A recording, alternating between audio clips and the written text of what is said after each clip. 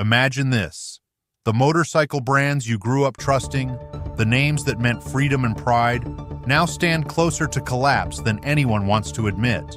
In this countdown, we'll reveal who's on the brink in 2025. And trust me, the last name will shock you. Stick with me till the end. You'll want to see it. Number 7. Norton. Founded in Birmingham, England back in 1898, it grew from a small machine shop into one of the most iconic motorcycle brands of the 20th century.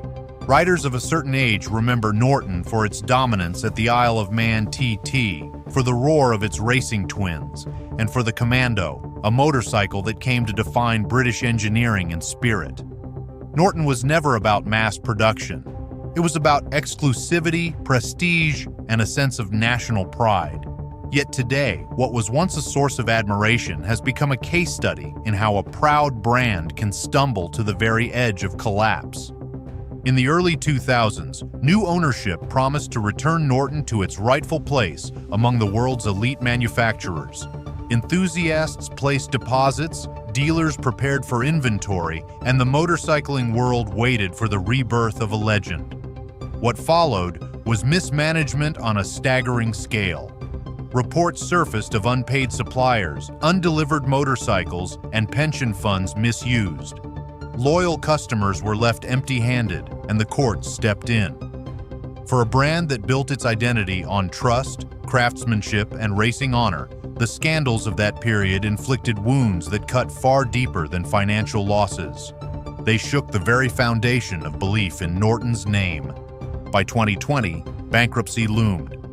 Many assumed Norton's story would end as another faded chapter in motorcycling history. But an unlikely savior appeared when India's TVS Motor Company acquired the brand. With serious financial resources and global reach, TVS committed to building a new headquarters in England, investing in jobs, and putting Norton back into the conversation. For the first time in decades, there was reason to believe that Norton might not just survive, but rise again. Yet survival is one thing, restoring trust is another. While factories have been rebuilt and small batches of motorcycles delivered, the shadow of past mismanagement has not lifted. Norton's challenge is not simply producing motorcycles. It is proving to the world that it can once again operate as a stable, reliable brand. Dealers remain scarce, especially in America, where older riders might admire the name but hesitate to buy into it without confidence in parts supply or long-term service. The brand is still associated more with nostalgia and scandal than with reliability. That is a dangerous reputation when competing against global giants with established networks, affordable options, and a consistent track record of supporting riders over decades. What makes Norton's situation so precarious is that it remains caught between two worlds. On one side, it trades heavily on heritage, the racing victories, the craftsmanship, the aura of exclusivity. On the other, it must compete in a modern market where riders demand value, reliability, and long-term support. Straddling that line has left Norton vulnerable. It risks being admired from afar rather than ridden on the open road. For older riders who still remember its glory days, seeing the brand struggle is a reminder that prestige alone cannot guarantee survival. Norton still exists. It is not yet a museum piece, but it teeters on the edge. Unless its new ownership can deliver more than promises, unless it can rebuild trust through consistency, strong support, and motorcycles that reach the hands of real riders, the brand may not survive the coming years. Norton carries the weight of over a century of history, but history alone will not keep a brand alive. But if you think that's bad, wait until you see who's next. If you've made it this far, you're clearly riding with us through the truth. Hit that like button to keep this story rolling and drop a comment with your own experience. Number 6. Moto Guzzi. It is one of the oldest names in motorcycling, with roots stretching back to 1921 on the shores of Lake Como in Italy. The brand has always stood apart, building motorcycles that carried unmistakable style and mechanical character. For riders of a certain age, the Eagle logo and the sound of a transverse V-twin meant more than just another machine. It meant a motorcycle with a soul. Moto Guzzi built its reputation on heritage, simplicity, and durability, creating a culture around its name that was less about mainstream popularity and more about loyalty and tradition. Yet for all its history, the company now finds itself in a precarious place, struggling to keep pace in a world that demands growth, innovation, and wide availability. Throughout the decades, Moto Guzzi earned respect not by chasing volume, but by building motorcycles that felt unique. It became a brand for riders who wanted to stand apart from the crowd, who valued heritage over hype and craftsmanship over mass appeal. But that niche approach has always left the company vulnerable. Its parent, the Piaggio Group, owns multiple brands, and the spotlight usually falls on Vespa or Aprilia, leaving Moto Guzzi to make do with limited investment. Sales volumes have remained small, dealerships are few and far between, and in many parts of the world the brand has become more of a curiosity than a serious choice. In the United States, that scarcity is even more noticeable. Many older riders admire the name, but cannot find a dealership nearby to buy or service one, making long-term ownership a challenge. The biggest problem for Moto Guzzi has been its difficulty adapting to the modern motorcycle market. For years, the brand leaned on designs that traced back decades, while rivals evolved quickly, adding advanced electronics, safety systems, and broader model lineups. Moto Guzzi moved cautiously, often too cautiously. The result was that, while the company's motorcycles still carried undeniable charm, they began to look like relics in showrooms filled with high-tech competition. For its most loyal fans, that old-school identity was part of the appeal, but for younger riders and practical buyers, it looked like stagnation. A brand can live on passion for only so long. Even today, Moto Guzzi has a dedicated following who speak of its motorcycles with near-familial devotion. They praise the individuality, the quirks, and the heritage that cannot be copied. But loyalty without numbers does not keep factories running. Global production has remained relatively small, and without a stronger dealer network or bigger marketing push, Moto Guzzi risks becoming little more than a heritage badge under Piaggio's wide umbrella. The company has announced efforts to modernize, including investments in its historic Mandello del Lario factory. But progress has been slow, and the wider market continues to move faster than the brand can follow. Moto Guzzi still exists, still produces motorcycles, and still holds a respected place in motorcycling history. But existence alone is not survival. For older American riders who value torque, comfort, and heritage, the brand continues to inspire admiration, but the practical barriers to owning one grow larger every year. Unless Piaggio commits to giving Moto Guzzi the resources and attention it needs, the risk is clear. One of the oldest names in motorcycling could slide quietly into obscurity, remembered more for what it once was than for what it builds today. The cracks run deeper than just one brand. Let's move on. The brands may be struggling, but your safety shouldn't. Upgrade your helmet, gloves, and boots today. Link is in the description. Number 5. Indian motorcycles. First established in 1901, it is older than Harley-Davidson, and once stood shoulder to shoulder with it as the two great rivals of American motorcycling.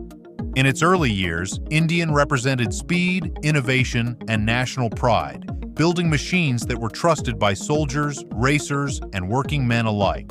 But unlike Harley, Indian's history has been marked by repeated bankruptcies and failed revivals. The company shut its doors more than once, and for decades the name floated through half-hearted attempts at resurrection. It wasn't until Polaris Industries took ownership in 2011 that Indian had a true shot at regaining its place in the modern market. For a moment, it seemed like the brand was finally back. Polaris invested heavily in relaunching Indian, building a lineup that paired classic American cruiser styling with modern engineering and reliability. Many riders praised the effort, calling Indian the first serious alternative to Harley in generations. The brand tapped into heritage with bold styling and deep paintwork, while offering smoother performance and better technology than some of Harley's long-standing models. For older riders, the return of Indian felt like a revival of something thought lost. It gave them a choice: and competition between the two American giants heated up again. But beneath the excitement, Indian's challenges never fully went away. The dealer network remained far smaller than Harley's, making it difficult to buy or service an Indian outside of major cities. Without widespread support, long-term ownership became less practical, especially for riders who put down serious miles. The more serious wound came in 2023 when Polaris abandoned the traditional multicolor headdress logo that had defined Indian for decades. Officially, it was presented as modern branding and cultural sensitivity, but many loyal riders saw it as abandoning tradition. That emblem had anchored Indian's identity since its beginnings. Its removal felt less like progress and more like betrayal. Forums erupted, dealers struggled, and customers voiced anger, shaking confidence in the brand and undermining hard-won loyalty. Today, Indian Motorcycles finds itself in a precarious position. Polaris has the financial resources to keep the brand alive, but it cannot buy loyalty. Younger riders are often interested in performance and versatility over heritage, and Indian has not fully captured their attention. Older riders, the backbone of the market, are watching closely to see if the company remembers what made it special in the first place. Meanwhile, the brand's smaller footprint compared to Harley, Honda, or Yamaha continues to limit its ability to grow. Indian still builds motorcycles, still carries a century of history, and still has the potential to compete. But it must overcome a narrowing dealer base, an uncertain identity, and a market where loyalty is harder to earn than ever. Without a stronger strategy and a deeper connection to the riders who built its reputation, Indian risks slipping once again into decline. A name that once rivaled Harley-Davidson deserves better than that, but in 2025, its future remains far from secure. And believe me, the next name might surprise you even more. Number 4, KTM. This is a brand that riders all over the world recognize for its bold orange colors and its reputation for toughness. Founded in Austria in 1951, the company grew from a small workshop into one of Europe's strongest motorcycle manufacturers. Its identity was built on racing, competition, and the promise of being ready to race. For decades, KTM expanded steadily, moving from regional success in dirt bikes to global recognition in off-road and street markets. The name became synonymous with aggressive styling, raw performance, and European engineering that stood apart from the Japanese mainstream. But today, KTM as a brand is facing serious headwinds that threaten its stability, reminding riders that even the strongest names are never untouchable. The challenges go far beyond any one model. The entire company has been under financial strain. In late 2024, KTM's parent, Pure Air Mobility, was forced into self-administration, a restructuring process aimed at avoiding outright bankruptcy. That move signaled to the world that the brand had stretched itself too far. Years of aggressive expansion left KTM producing more motorcycles than it could realistically sell. Warehouses filled with unsold stock, development slowed, and layoffs spread across its European operations. What had once been hailed as a growth story now looked like a company struggling to keep its head above water. For a brand built on confidence and speed, the pause in momentum was glaring. KTM's problem is structural. Leadership pushed rapid global expansion, aiming to rival Japanese giants. On paper, it looked smart, but in practice, the brand overreached. With thin margins on smaller bikes and heavy investments, KTM needed constant demand. When the economy slowed, that demand vanished, leaving the company dangerously exposed. Even with these struggles, KTM still holds strong brand recognition. Riders respect its racing pedigree and its reputation for performance. But recognition alone does not pay the bills. For dealers, the financial uncertainty has become a problem. Inventory sits on showrooms longer, and questions about the brand's long-term stability make buyers hesitate. In a business where confidence drives sales, doubt can spread quickly. For American riders, KTM has always been more of a specialty brand than a household name. It doesn't carry the cultural weight of Harley-Davidson or Indian, but it carved out respect among those who wanted something distinct from the mainstream. That uniqueness gave KTM its edge, but it also limited how broad its appeal could be. Now, with its parent company fighting to stay solvent, KTM risks being remembered as a brand that flew too close to the sun. KTM still exists and still produces motorcycles, but its future is uncertain. A brand once celebrated for racing dominance and relentless growth is now being tested by the harsh realities of economics. For riders watching from the outside, it is a reminder that even well-respected names can falter when ambition outpaces sustainability.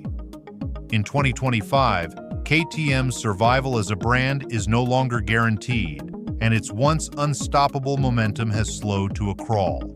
If that shook you, what's coming up will hit harder. Number 3. MV Agusta. It is a brand that carries a name filled with history, prestige, and Italian flair. Founded in 1945, it was born in the aftermath of World War II as part of the Agusta Aircraft Company's effort to survive in a new economy. Over the decades, MV Agusta became one of the most respected and admired names in motorcycling, with an unmatched record in racing. The brand won dozens of world championships through the 1950s, 60s, and 70s, and its machines were piloted by legends like Giacomo Agostini. For a generation of riders, MV Agusta stood for victory, elegance, and an uncompromising approach to engineering. The brand was never about mass market appeal. It was about exclusivity, performance, and the kind of motorcycle that carried both artistry and speed. But as the years rolled on, glory on the racetrack did not translate into long-term financial stability. MV Agusta has always carried a reputation for excellence, but its survival has been fragile. Unlike larger manufacturers with global networks, it remained a boutique brand. Its motorcycles were beautiful, expensive, and exclusive, appealing to collectors. That exclusivity also left the company vulnerable whenever sales slowed or investments dried up.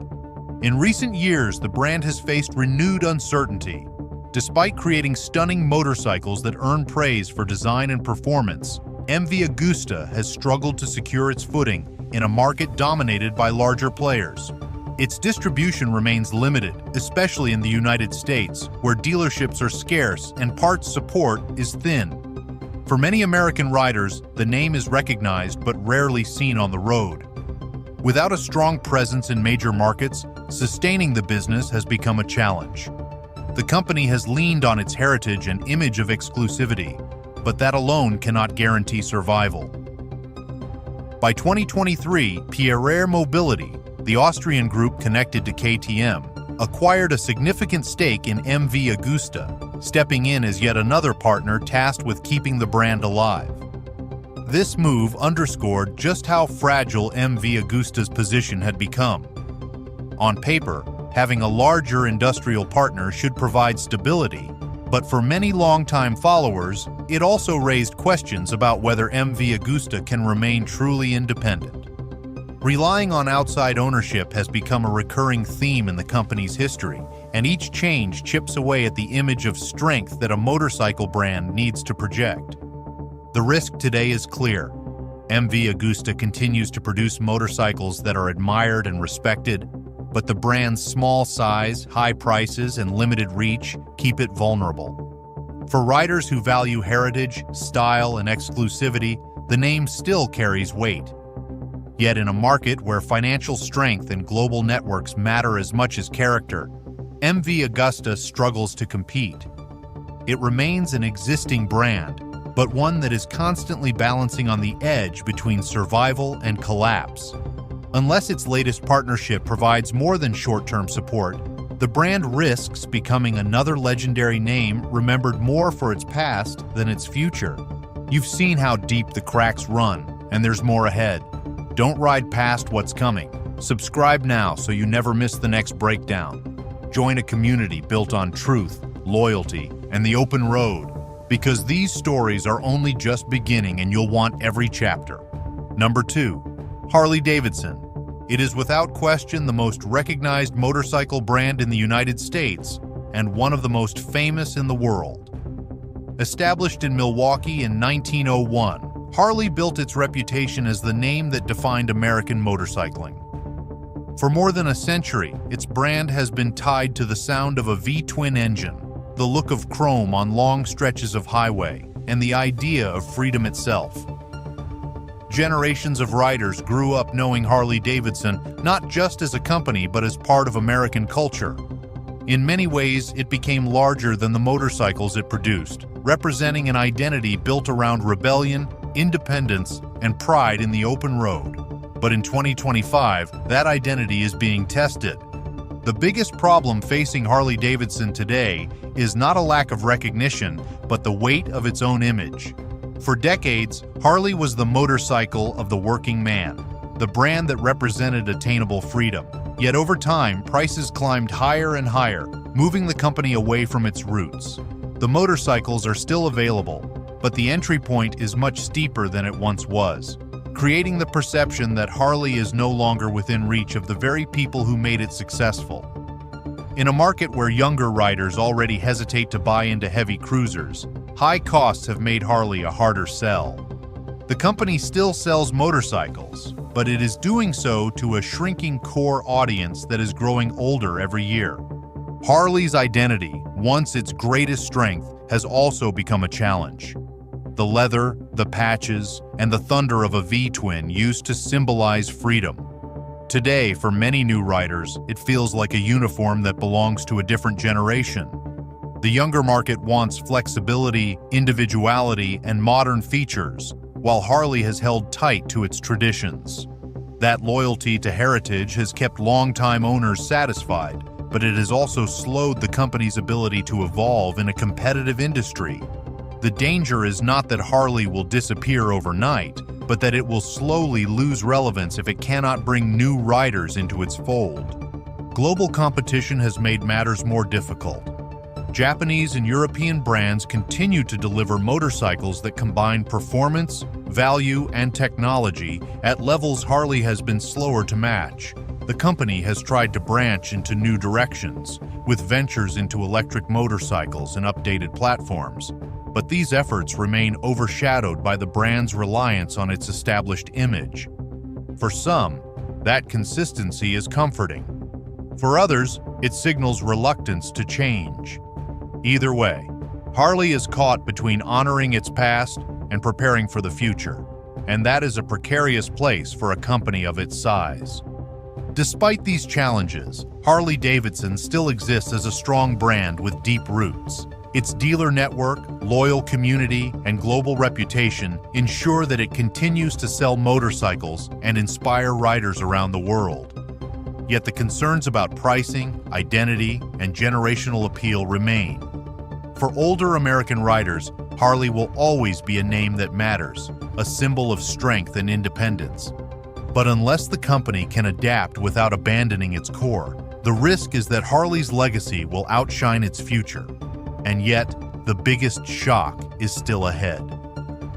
Number 1. Suzuki. Established in Japan in the early 20th century, it began building motorcycles after the Second World War and quickly became one of the big four Japanese manufacturers. Over the decades, Suzuki earned a reputation as a dependable brand that offered practical machines at fair prices. For riders in the United States, Suzuki meant accessibility, motorcycles that worked hard, lasted long, and delivered consistent performance without breaking the bank. Whether on highways, in small towns, or on racing circuits, the Suzuki name became a familiar and trusted part of the riding landscape.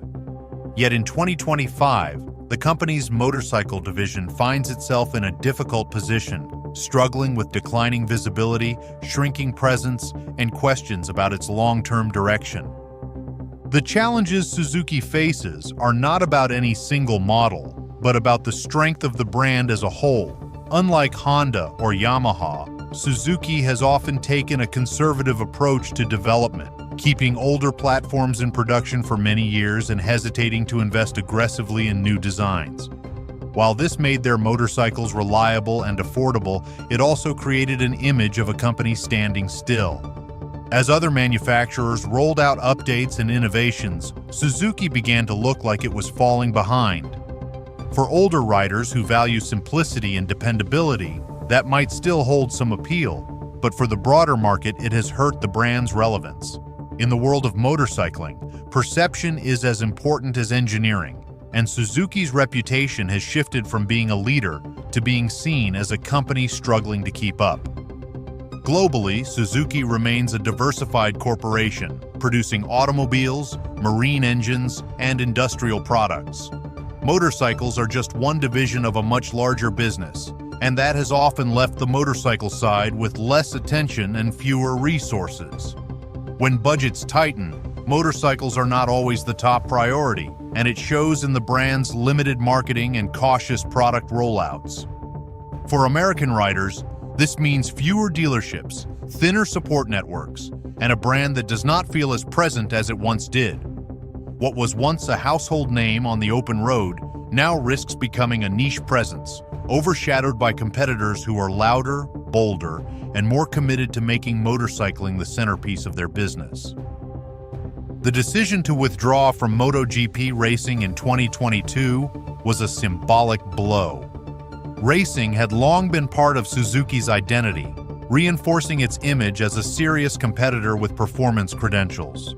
Walking away from the world stage sent a signal that the brand was retrenching rather than expanding, and it created doubts about how committed Suzuki still is to its motorcycle division.